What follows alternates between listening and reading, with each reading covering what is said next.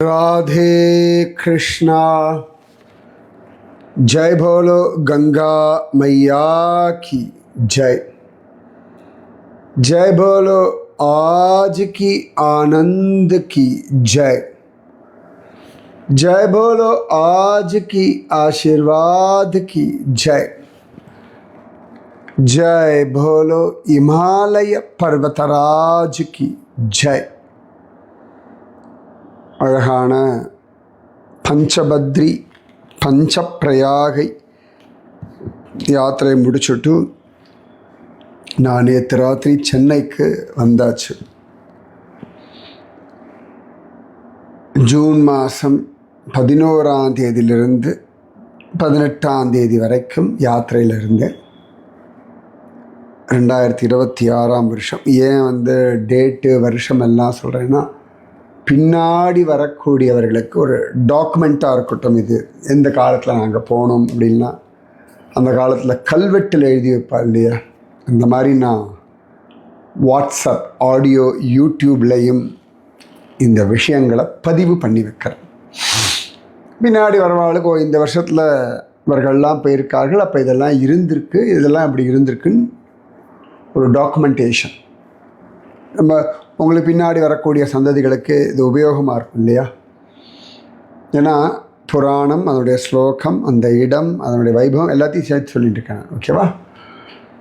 So அதனால் எனக்கு ஒரு வாரமாக என்ன ஆச்சுன்னா, கொஞ்சம் நிறைய பிஸியாக இருந்ததுனால ரெக்கார்ட் பண்ண முடியலை. நடுவில் ஏதோ ஒரு நாள் ரெக்கார்ட் பண்ணியிருப்பேன்னு நினைக்கிறேன், ஞாபகம் இல்லை எனக்கு. ஸோ அதில் குப்ஜாம்ரக க்ஷேத்திரம், அந்த சோமசர்மா, இந்த விஷயங்கள்லாம் பார்த்தோம். இந்த குப்ஜாம்ரக க்ஷேத்திரத்திலேயே நிறைய தீர்த்தங்கள்லாம் சொல்கிறார். ஆக்சுவலாக ஒரு வாரமாக நான் அதை நிறைய ரிசர்ச் பண்ணிட்டு இருக்கேன். வாராக தீர்த்தம், சாமுத்திரக தீர்த்தம், அப்புறம் வாருண தீர்த்தம், சந்திரிகா நதி, ஸோ நிறைய இருக்குது இதில். வாசவ தீர்த்தம், வாயவ்ய தீர்த்தம், இதெல்லாம் தேடின்னு இருக்கேன் நான். ஏன்னா சில விஷயங்கள்லாம் கொஞ்சம் பேரெல்லாம் மாறி இருக்குது, அதனால் அதை தேட வேண்டிய ஒரு அவசியம் இருக்குது. அதனால் கொஞ்சம் நான் சிலதெல்லாம் சரி, எனக்கு அந்த ஒரு ஹோல்டு கிடைக்கட்டும்ன்றதுனால திரும்ப திரும்ப எனக்கு கூகுளில் தேட வேண்டியிருக்கு. அந்த இடத்துக்கு இன்றைக்கி என்ன பெயர் இருக்கும், என்ன பெயர், அதனால் கொஞ்சம் ரிசர்ச் பண்ணிகிட்டு இருக்கேன் நிறைய. ஸ்கந்த புராணத்தில் சொல்கிறத பேஸ் பண்ணிட்டு தேடிட்டு இருக்கேன்னா, இப்போ ஹரித்வாரில் 2 இடங்கள் நான் போன வாட்டி போனேன். நீலேஸ்வர், பில்வேஸ்வர், நான் சொல்லியிருந்தேன் இல்லையா, அந்த இடத்துக்கெலாம் போயிட்டு வந்துவிட்டேன். ஸோ ரிஷிகேஷ்லாம் இன்றைக்கெல்லாம் பார்த்தாலும் நிறைய பில்டிங்ஸ் ஆயாச்சு. வனம்ன்றது கொஞ்சமாக தான் இருக்குது. ஸோ இதில் நான் கூகுளில் தேடி தெரிஞ்சவாயிட்ட கேட்டு நிறைய சோர்ஸஸ்லாம் பார்த்துட்டுருக்கேன். அதனாலேயே ஒரு வாரமாக எனக்கு கொஞ்சம் சொல்கிறதுக்கான சமயம் பத்தலை. ஸோ இன்றைக்கி சென்னை இருந்தாலும் இன்னும் கொஞ்சம் நிதானமாக திரும்பி எல்லாம் வாசிச்சுட்டு எல்லா இடத்துலேருந்தும் மேப்பு, டீட்டெயில்ஸு, யூடியூப். ஏன்னா சில பேர் நிறைய பேர் தேடி தேடி எங்கே இருந்தாலும் நம்ம விஷயங்கள் போட்டிருக்கா. இப்போ நான் ஒரு நேற்று வந்தேன் ரிஷிகேஷ், முந்தானேத்து தான் ருத்ரப்பிரயாகிலேருந்து ரிஷிகேஷ் வந்தேன். வரும்பொழுது டிராஃபிக்கில் வண்டி நின்றுட்டு இருந்தது. இந்த ஸ்ரீநகர் அந்த ஏரியா, அங்கே ஒரு ஸ்ரீநகர் இருக்குது, நம்ம தேவப்பிரயாகை டு ருத்ரப்பிரயாகை ரூட்டில். ஸோ அதில் இந்த ஸ்ரீநகர் அப்படின்றது எனக்கு படிச்சிருக்கேன், கேட்டிருக்கேன். ஸோ தேவப்பிரயாகை டு ஸ்ரீநகர் ஒரு அது ருத்ரப்பிரயாகை ஒரு 60 கிலோமீட்டர் வச்சுக்கோங்களேன். இந்த தேவப்பிரயாகை தாண்டினோம்னா கீர்த்தி நகர்னு ஒரு இடம், அதுக்கப்புறமா ஸ்ரீநகர், அதுக்கப்புறமா தாரி தேவி, அதுக்கப்புறமா ருத்ரப்பிரயாகை, இப்படி வரும். ஸோ அதில் இந்த ஸ்ரீநகர் அப்படின்ற அந்த இடம் வந்து சங்கரர் வந்து ஸ்ரீசக்கர யந்திரம் பிரதிஷ்டை பண்ணியிருக்கார் அலகநந்தா நதியிலே அப்படின்னு வாசிச்சிருக்கேன். எங்கேயோ ஏதோ தேடும்போது வாசிச்சிருக்கேன்னு வச்சுக்கோங்களேன். அப்போ எனக்கு வந்து அது எங்கே ரொம்ப நாளாக தேடிட்டு இருந்தேன். ஸோ அன்றைக்கும் உட்காந்து இந்த ஸ்ரீநகர் அங்கே அங்கே ஒரு போர்டு பார்த்தேன், ஸ்ரீசக்கர யந்திர தர்ஷனம். நான் வண்டி வேகமாக திரும்பிடு தப்ப, என்னடா அது மிஸ் பண்ணிட்டோமா அப்படின்னு சொல்லிட்டு திரும்பி அப்படி கூகுளில் தேடினேன். தேடும்பொழுது தான் கிடச்சது ஸ்ரீ யந்திர டாப்பு அப்படின்னு. ஸோ அதுக்கப்புறமா தேடி அந்த டிராஃபிக்கில் நின்றுருந்த சமயத்தில் பகவான் காட்டி கொடுத்தா. அதுக்கப்புறமா அந்த இடத்துக்கு போகிறதுக்கான சமயம் இல்லை எனக்கு. அதுக்கு ஆப்போசிட் சைடில் போய் கிராஸ் பண்ணியெல்லாம் போகணுன்னு, சரி இந்த பக்கத்தையும் பார்த்தா தெரியும் அப்படின்னு சொல்லிட்டு தேடின பொழுது தான் அழகாக நெட்டில் கிடச்சது. உடனே நின்று பார்த்து கண்டுபிடிச்சான். வா அப்படின்னு சொல்லி சந்தோஷம். ஏன்னா பகவான் வந்து டாப்பு அப்படின்னா ஐலாண்டுன்னு அர்த்தம். இதுக்கு நடுவில் இருக்கக்கூடிய ஒரு ஐலாண்டு. ஸோ ஸ்ரீயந்திர டாப்புன்றா அப்படி தான் கண்டுபிடிச்சேன் அந்த ஸ்ரீயந்திரம் பிரதிஷ்டை பண்ணியிருக்கிற இடம் அப்படின்னு. ஸோ அந்த மாதிரி நான் ரொம்ப வருஷமாக தேடிட்டு இருக்கேன் இந்த இடத்த. பல பேர்கிட்ட கேட்டிருக்கேன். ஸ்ரீநகர்லேயே சில கோவில் இருக்க பூஜாரிலாம் கேட்டிருக்கேன். அன்றைக்கும் நாங்கள் இறங்கினோன்னு அங்கே ஒருத்தர் உட்காந்துட்டு இருந்தார் லோக்கல். நான் கேட்டால் நீங்கள் லோக்கல் ஆமான்னு. அந்த ஸ்ரீயந்திர டாப்பு எங்கே அப்படின்னு அவர் சொன்னேன், இந்த இடம் தான். நான் சொன்னேன், ஒரு வெப்சைட்டில் அந்த கல்லுன்னு போட்டிருக்காளே, சில பேர் அப்படி சொல்கிறேன். ஆனால் இந்த இடம் கரெக்டாக எங்களுக்கும் தெரியாது. ஆனால் இந்த இடம் தான் அந்த ஸ்ரீயந்திரத்தை பிரதிஷ்டை பண்ணியிருக்கக்கூடிய இடம் அப்படின்னு சொன்னார். அந்த மாதிரி நிறைய தேடின்னு இருக்கேன். புராணங்களில் சொன்ன இடங்கள், ஆதிசங்கர் இல்லாட்டி ஆழ்வார்கள் காலத்து விஷயங்கள் நிறைய தேடிக்கொண்டிருக்கேன். ஸோ இப்போ நிறைய தேடும்போது சில விஷயங்கள் கிடச்சிருக்கு. அதனால தான் இன்றைக்கி திரும்பியும் ஆரம்பிக்கிறேன் நான். இந்த ஸ்கந்த புராணம், ஸ்கந்த புராணத்தில் 121வது, இதுக்கு முன்னாடி சில தீர்த்தங்கள்லாம் சொன்ன பார்த்தா அதெல்லாம் தேடின்னு இருக்கேன். அது ஆத்தன்டிகேட்டடாக எனக்கு சில இடங்கள்லாம் தேடணும். ஏன்னா அதுக்கு முன்னாடியே சந்திரேஸ்வர் சில இடங்கள்லாம் பார்த்து வச்சுருக்கேன். இன்றைக்கி வந்து நான் இந்த குப்ஜாமிர க்ஷேத்திரத்தில் ரிஷி பர்வதம் அதை பற்றிய விஷயத்தை நம்ம அனுபவிப்போம். ஸ்கந்த புராணம் 121வது அத்தியாயம். அதில் ரிஷி பர்வதஸ்ய வர்ணனம் அப்படின்னு ஒன்று காண கிடைக்கிறது. குப்ஜாமிரகாத் உத்தரத ரிஷி பர்வத உத்தமே ரிஷயः சித்தகந்தர்வாः தத்ர சந்தி மகாமுனே நானாவிதானி லிங்கானி தத்ர சந்தி பராணி வை யஸ்யோபத்யதாராயாம் ஹி கங்காயாः பश्चिमे தட்டே. குப்ஜாமிரக சேகத்தில் வடக்கு பக்கத்தில் ரிஷி பர்வதம்னு ஒன்று இருக்குது. அந்த ரிஷியில் சித்தர்கள், கந்தர்வர்கள், இவர்கள் மகாமுனிவர்கள்லாம் வசிக்கிறார்கள். அங்கே பலவிதமான அழகான சிவலிங்கங்கள்லாம் இருக்குது. கங்கா அழகாக அங்கே பக்கத்தில் ஓடின்னு இருக்கா, மேற்கு பக்கத்தில். அப்போ சொல்கிறா, தபோவனம் முனீனாம் தூ யத்ர சௌமித்ரீருத்தமஹ பிராப்தராஜ்யே ததா ராமே நிஹதே தசகந்தரே சமாயயௌ தபஸ்தப்தும் லக்ஷ்மணோ லக்ஷ்மணான்விதः ரொம்ப அழகாக நாரதரை பார்த்து ஸ்கந்தன் சொல்கிறான், குப்ஜாமிரக தீர்த்தத்தினுடைய வடபாகத்தில் அற்புதமான மலை இருக்குது, பவித்திரமான அந்த மலைக்கு பேர் ரிஷி பர்வத்தம்னு பேர். சித்தர்வர்கள், கந்தர்வர்கள், முனிவர்கள் இவர்கள்லாம் அழகாக அங்கே இருக்கா. அற்புதமான சிவலிங்கங்கள் அங்கே இருக்குது. இதெல்லாம் பார்க்குறதே பரம பாக்கியம். அந்த மலையினுடைய மேற்கு பக்கத்தில் கங்கை ஓடின்னு இருக்கா. அப்படின்னு சொல்லி இந்த இடத்தினுடைய லொக்கேஷன்லாம் சொல்லிட்டு சொல்கிறார். அந்த இடத்துக்கு பேர், அந்த இடமே தபோவனம் அப்படின்றார். நான் ரொம்ப தேடினா கடைசியில் பார்த்தா அந்த ரூட்டில் அவ்வளோ நாள் தாண்டி போயிருக்கேன். நான் 10 வருஷமாக தாண்டி போயின்ட்டுருக்கேன். இந்த ரிஷிகேஷை தாண்டினோன்னா தப்போவன் அப்படின்னு ஒரு இடம் சொல்கிறார். தப்போவன்ற பேர் எங்கே இருந்ததுன்னா அந்த ஸ்கந்த புராணத்தில் தப்போவனம் முனீனாம் தூ, அந்த தப்போவனம் முனிவர்களுடைய இடம் அப்படின்றார். அதுதான் இன்றைக்கி தப்போவன் அப்படின்னு ஆயிடுச்சு ரிஷிகேஷில். அந்த இடத்துல அவ்வளவு அழகாக ராவணனை வதம் பண்ண பிறகு ராமன் ராஜ்ய பரிபாலனத்தை ஏற்றுண்டான். இதெல்லாம் முடிஞ்சதுக்கு பிறகு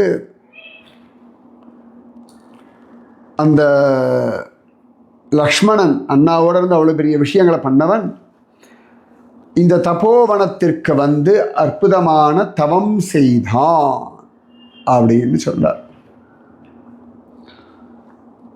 சொல்லிட்டு அடுத்து சொல்றார், தஸ்மாஸ்தலாததோ பாகே பிலமஸ்தி மஹத்தரம் தத்ர சேஷஸ்வயம் நித்யம் வசதேன்னாத்ர சம்சயः ஸ்வேதவர்ணः ஸ்வேதபிந்துः கிருஷ்ணநேத்ர பிரதுஷ்யதே புண்ணியாத்மபிர்மஹாபாக யர்கந்தவ்யம் ஹரிக்ஷயே. அந்த ரிஷி பர்வதத்தில் கீழ் பக்கத்தில் ஒரு பெரிய குகை இருக்கு. பிலம் அஸ்தி மஹத் அரம். பிலம் அப்படின்னா குகைன்னு அர்த்தம். பிலம்ன்ற இந்த வார்த்தை வேற எங்கே நான் சொல்லுவேன், புராணத்தில் வேற எங்கே வரும் பிலம் அப்படின்னு? பிலம்னா குகைன்னு சொல்லிட்டேன். பிலம் கண்டுபிடிக்கலாம், ரொம்ப நாளாக சரிங்களா கண்டுபிடிச்சி. அந்த பிலத்தில் அழகா சேஷநாகம் அங்கே நித்தியம் வசிக்கிறார். தத்ர சேஷः ஸ்வயம் நித்யம் வசதேன்ன அத்ர சம்சயः. அது துளி கூட சந்தேகமே வேண்டாம். ஸ்வேதவர்ண ஸ்வேதபிந்துः கிருஷ்ணநேத்ர பிரதுஷ்யதே புண்ணியாத்மபிர்மஹாபாக யைர்கந்தவ்யம் ஹரிக்ஷயே. நல்லா வெள்ளை வெளேன்னு உடம்பெல்லாம் அந்த வெள்ளை வர்ணம் பாம்புக்கு விடதானே இருக்கும். நல்ல கருப்பு கண்கள். ஆனால் எல்லாருக்கும் அந்த உத்தமமான விஷயங்கள் இந்த ரூபத்தை ஆன கிடைக்கிறதில்ல, யாருக்கும் பார்க்க முடியறதில்லை அப்படின்ற. அதாவது அந்த இடத்துல இன்றைக்கும் சேஷன் வசிக்கிறார், ஆனால் எல்லார் கண்களுக்கும் புலப்படுவது இல்லை. நாரத உவாச்ச லக்ஷ்மணேன தபஸ்தப்தம் கிமர்த்தம் தத்ர தீர்த்தகே கிம் பிராப்தம் ச பலம் தேன சுத்தேன பரமாத்மனாம் கிமர்த்தம் தத்ர வசதே வாசுகி சர்ப்பநாயகः ஏதத் சர்வம் சமாசேன கதயஸ்வ சிவாத்மஜ. சிவாத்மஜ என்ன அழகான பேர் பார்த்துக்கோங்க, சிவ ஆத்மஜ. அதனால் முருகனுக்கு பேர் சிவாத்மஜன்னு பேர். அப்போ நாரர் கேட்குறார், என்ன காரணத்தை கொண்டு சேஷநாகம் அங்கே வசிக்கிறார்? சிவாத்மஜா எனக்கு ஃபுல்லாக சொல்லுங்கோ. என்ன காரணம் கொண்டு லக்ஷ்மணன் அங்கே தபஸ் பண்ணா? அவனுக்கு என்ன அங்கே தபஸ் பண்ண என்ன கிடைச்சது இதெல்லாம் சொல்லணும் அப்படின்னு சொல்லி நாரதர் ஸ்கந்தன் இடத்துல கேட்கிறார். ஸ்கந்த உவாச்ச ஸ்ருணு நாரத விருத்தாந்தம் பாபக்னம் சர்வகாமதம் ஸ்ருத்வாபி மகாபாக முச்சதே சர்வகில்பிஷைஹி. நாரதா, அற்புதமான விஷயத்தை கேளு. பாவங்களை எல்லாம் போக்கும், மகோன்னதமான உத்தமமான ஆசைகள் எல்லாம் பூர்த்தி பண்ணும். இதை கேட்பதனாலேயே எல்லா விதமான பாவங்கள்லேருந்து விடுபட்டுடுவார்கள். ரொம்ப விசேஷமானது, ரொம்ப வசத்தியானது அப்படின்னு சொல்லிட்டு ஸ்கந்தன் சொல்றார். புரா ராமோ மகாதேஜாஹ பித்ருராஜ்ஞாம் சமாஸ்ரிதஹ சீதையா சகிதோ பிராத்ரா லக்ஷ்மணேன சமன்விதஹ. மகா தேஜஸ்வியான ராமனானவன் அப்பா வாக்கத்துக்காக, பித்ருவாக்கிய பரிபாலனத்திற்காக சீதையோடும் தம்பி லக்ஷ்மணனோடும் காட்டிற்கு சென்றான். ரொம்ப அழகு. அதாவது ராமாயணத்தை ஸ்கந்தன் சொல்கிறான். காட்டிலிருந்து வச்சுக்கோங்களேன், ஆரண்ய காண்டத்துலேருந்து ஆரம்பிக்கிறான். அல்லது அயோத்தியா காண்டத்தில் வச்சுக்கோங்களேன். பித்ருவாக்கிய பரிபாலனமாக ராமன் சீதையோடு லக்ஷ்மணனோடு சென்றான். யயௌ வை தண்டகாரண்யே நானாமுனிகணான்விதே பஞ்சவட்யாம் மகாபாக கிருத்வா பர்ணமயீம் குட்டிம். அழகா ஜோரா பகவான் தண்டகாரண்யத்தில் வாழ்ந்தான். நிறைய சாதுக்கள்லாம் அங்கே இருந்தா. அழகா பஞ்சவட்டியில் லக்ஷ்மணன் கட்டின பர்ணசாலையில் இருக்கலாம் சீதையோடு. அப்படி பகவான் தீர்மானம் பண்ணா. ஜோராக தத்ர வை வசதஸ்தஸ்ய ராமஸ்ய விதிதாத்மனஹ ராவணஸ்ய ஸ்வசா தத்ர நாம்னா சூர்பனகாயயௌ. அங்கே வசிக்கும் பொழுது ராவணனுடைய தங்கையானவள் சூர்பனகை வந்தாள். அங்கே கடகடன் ஓட்டுறார், கடகடன் சொல்கிறார் ராமகதையை.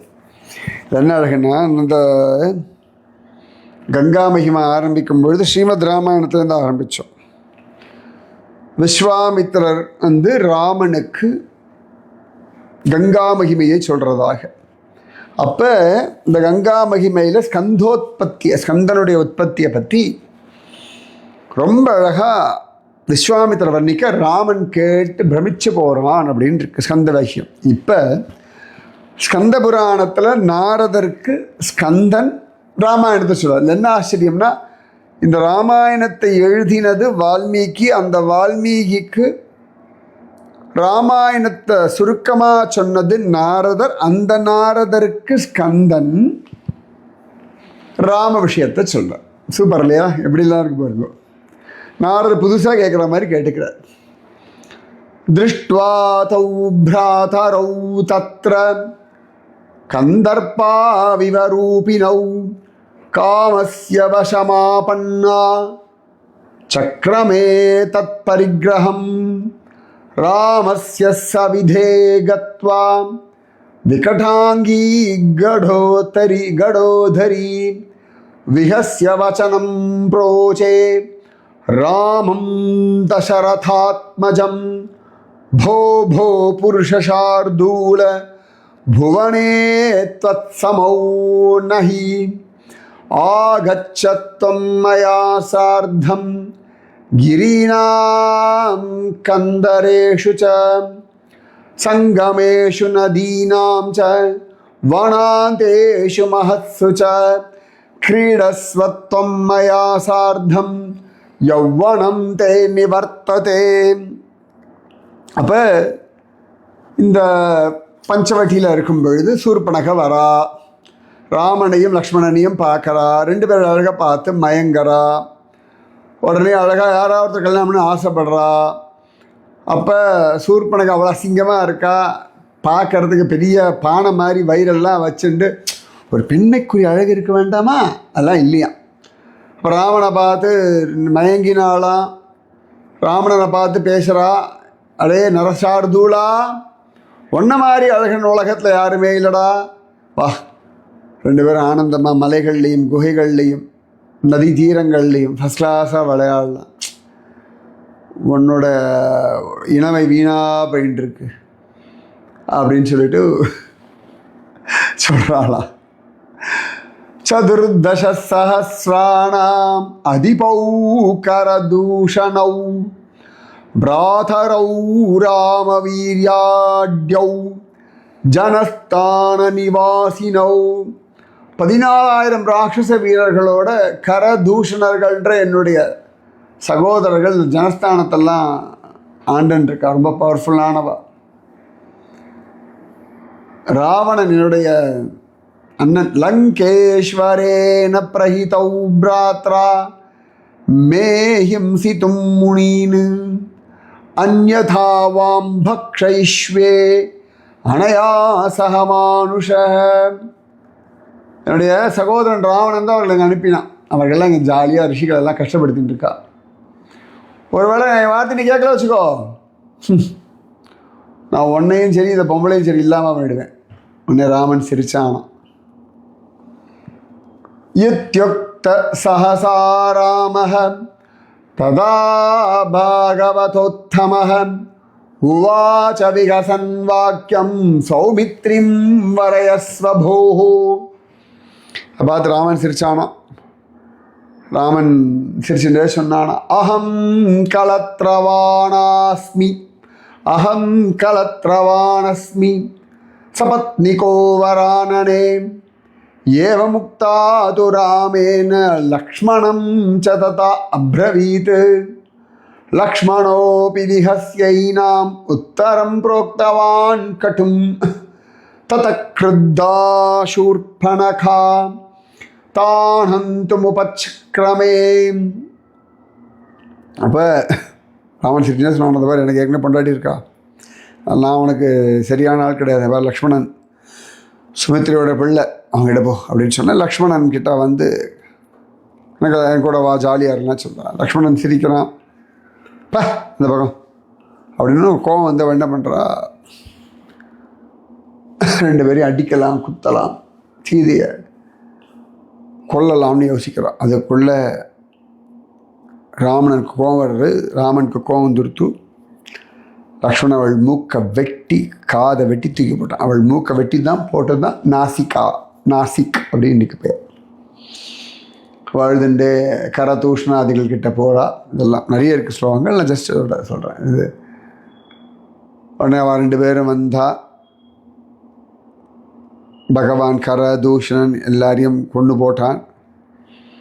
பயந்து நடுங்கிட்டு ஓடி போய் ராவணன் கிட்ட சொன்னான், ரெண்டு பேர் வந்திருக்கா, நம்ம ஜனஸ்தானத்தையும் அழிச்சுட்டான், வெக்கமா இல்லையா உனக்கு? அங்கே ரொம்ப அழகான ஒரு பொம்பளை இருந்தா, அவளை உனக்காக எடுத்துகிட்டு வரலான்னு பார்த்தேன், என்னை விடலாவா இப்படி எல்லாம் சொல்கிறா. உடனே ராவணன் கோபம் வந்தது, நேர ஜனஸ்தானத்துக்கு வரான். மாரீச்சனை மாயமானாக்கிறான். ராமன் மாயமான துரத்திண்டு போகிறான், சீதையை அவன் தூக்கிண்டு போகிறான். அப்போ ராமன் லக்ஷ்மணனோட தேடிண்டு போய் ரிஷ்யமூக பர்வத்தை அடைகிறான். சுக்ரீவனை நண்பனாக அடைகிறான். ராமன் சுக்ரீவனுக்காக வாலிய வதம் பண்ணுறான். வானரங்களை கொண்டு ஜோரா சீதையை தேடிண்டு போகிறான். அப்புறம் வானரப்படையோட லங்கை கொள்ள போகிறான். பெரிய சண்டை நடக்கிறது. அப்போ லக்ஷ்மணன் மேகநாதனை பார்க்குறான், இந்திரஜித்தை. சண்டை பொழுது அவன் நிகும்பிலாவுக்காக இந்த ராமனை பலி கொடுக்கணும்னு தீர்மானம் பண்ணுறான். அப்போ இந்த லக்ஷ்மணன் மேகநாதனை வதம் பண்ணிடுறான். அதன் பிறகு பகவான்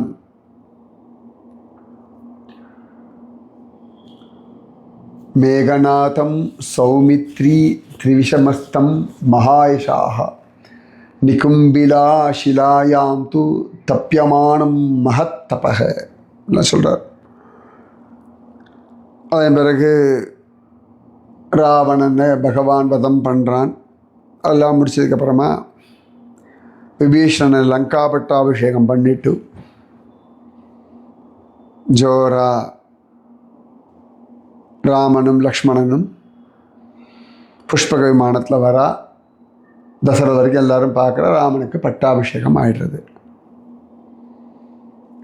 விஷ்ணு புஷ்பகமாருஹ்ய ச விபீஷண வானரக சீதையா சகிதச்சைவ அயோத்தியாயாம் ச சமாய அயோத்தியாவுக்கு வந்தான். தத்ராசனே சுபே பித்ரியே ராமே ராஜ்யம் பிரசாசதி ராஜயக்ஷ்மா லக்ஷ்மணம் ச ஜக்ருஹே கேஹ சம்ஸ்திஹிதம் ததாவிதம் தத் லக்ஷ்மணம் ஹி ரோகக்ரஸ்தம் சமீக்ஷ்ய சஹ ராமோ நாம மகாதேஜாஹ சிந்தையாமாச ராகவக. அப்போ இந்த லக்ஷ்மணன் பகவத் கைங்கரி பண்ணிட்டு திடீர்னு அவனுக்கு ஒரு ராஜயக்ஷ்மான்ற ஒரு வியாதி வந்துடுது. ராஜயக்ஷ்மானா டிபி அப்படின்னு காண கிடைக்கிறது. இன்னைக்கு காலகட்டத்தில் கூகுள் பண்ணோம்னா எவ்வளோ இருமுவான். லக்ஷ்மணன் ரொம்ப இருமி ரொம்ப கஷ்டப்படுறான். அப்போ ராமன் ரொம்ப வருத்தப்படுறான். வருத்தப்பட்டு ராமன் பப்ரச்ச வசிஷ்டம் வை ஸ்வகுரும் பிரம்மபுத்திரகம் கேன வை கர்மணா சேமம் ராஜயக்ஷ்மா கிரஹீதவான் இதி மே சம்சயம் தேவ சிந்தி தீரவர பிரபோ இத்யுக்தோ முனிராங் விப்ரஹ கதயாமாச பாதகம். பகவான் ராமச்சந்திரமூர்த்தி வசிஷ்டரை பார்த்து, என் மனசில் ரொம்ப ஒரு வருத்தம் இருக்குது, சொல்லுங்கோ, எதனாலே லக்ஷ்மணனுக்கு, எந்த கர்மாவனாலே லக்ஷ்மணனுக்கு இந்த ராஜ யக்ஷ்மான்ற வியாதி வந்தது? ஏதோ ஒரு காரணம் இருக்கும் இல்லையா அப்படின்னு சொல்லி ராமன் வசிஷ்டர் இடத்துல கேட்டான். மீதி விஷயம் நாளைக்கு. ஸோ தப்போவனம், இன்னைக்கு தப்போவன் அப்படின்னு பெயர். ஸோ லக்ஷ்மணன் தபஸ் பண்ண விஷயத்தை பற்றி ஸ்கந்தன் நாரதருக்கு சொல்கிறார். சரியா? ராதே கிருஷ்ணா. जय बोलो गंगा मैया की जय. जय बोलो आज की आनंद की जय. जय बोलो आज की आशीर्वाद की जय. जय बोलो हिमालय पर्वतराज की जय. हर हर गंगे जय माँ गंगे. गंगे शरणम. राधे कृष्ण.